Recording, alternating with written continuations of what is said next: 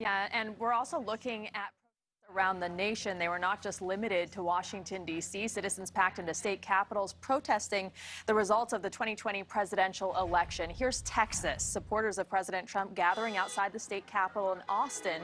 Crowds chanted and cheered while walking around the area carrying Trump campaign flags. No violence was reported, but state troopers did close the Capitol grounds and building this afternoon out of an abundance of caution. Several staffers tell our News Nation crews in Texas that some people were evacuated from that area. Here's what one protester said. We believe in America, we believe in liberty, we believe that the election was stolen, and we believe that it's time to take this country back, and that's what we're here. There is no dispute on this election, on these election results. Joe Biden won this election. He won it fair and square. State troopers say they are adjusting operations to address public threats there. In Arizona, President Trump supporters gathered near the state capitol in Phoenix, and here you can see the crowd singing along during a rally. No reports of violence there. Someone at that protest in Arizona, though, sent us this photo of a guillotine. It's not clear who it belonged to. The New Mexico State House was evacuated earlier today as hundreds of protesters gathered outside. They arrived in caravans of cars and trucks and even on horseback. State police ordered the evacuation of that building that houses the offices of the governor and the Secretary of State. No reports of violence today there. And up to 300 protesters gathered at the Capitol building in Little Rock, Arkansas today.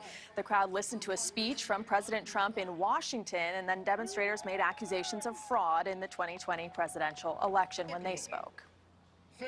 We're all out here saying we're not going to stand for fraud. We're not going to stand for cheaters and stealers. We're angry.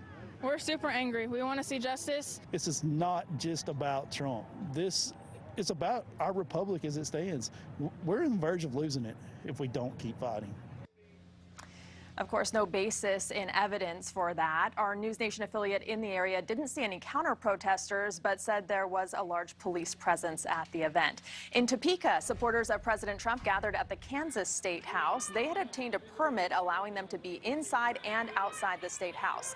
Our News Nation affiliate in the area says the protest remained peaceful.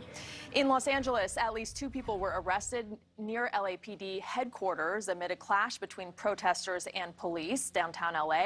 The crowd of about 200 waving American flags and holding banners in support of President Trump. Multiple fights broke out there as protesters and counter-protesters taunted one another, causing police to declare an unlawful assembly at around 1 p.m. Pacific time. No serious injuries were reported. And this is video from the Oregon State Capitol in Salem. State police there declaring an unlawful assembly as well. At least 1 person was arrested this afternoon as hundreds of Trump supporters, many of them armed, gathered there. Those protesters, too, making unfounded allegations of election fraud. Salem, of course, has been the site of weekly protests since the November elections and has seen violent clashes between pro-Trump demonstrators and opponents. None of these protests, of course, anything like what we've been seeing in Washington, D.C., but a large presence around the country today as President Trump repeated his claims that the election was stolen from him without providing evidence.